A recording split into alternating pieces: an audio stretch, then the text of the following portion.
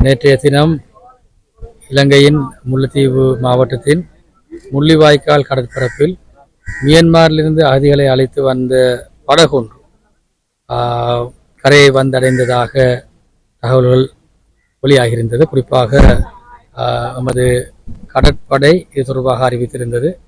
இந்த படகில் 104 அகதிகள் இருந்ததாக ஆரம்ப கட்ட தகவல்கள் வெளியாகியிருந்தன. ஆகவே இதன் பிரகாரம் இன்றைய தினம் இந்த மக்கள் ரோஹிங்கிய மக்கள் திருகோணமலை துறைமுகத்திற்கு அழைத்து வரப்பட்டிருக்கின்றார்கள். ஆகவே இதன் பிரகாரம் நாங்கள் திருகோணமலை மாவட்டத்தில் பாதுகாப்பு பிரிவினர், அது போன்று எமது சுகாதாரத்துறையினர், அது போன்று எமது நிர்வாகத்துறையினர், மேலும் வெளிவிவகார அமைச்சர் ரீதியிலே அத்துடன் நாங்கள் ஐக்கிய நாடுகள் சபையின் அகதிகள் விவகார அந்த பிரிவுகளையும் சம்பந்தப்படுத்தி கொண்டு துறைமுக அதிகார சபையும் சம்பந்தப்படுத்தி கொண்டு நாங்கள் மிகவும் சிறப்பாக இந்த வேலை திட்டத்தை நாங்கள் மேற்கொண்டு வருகின்றோம்.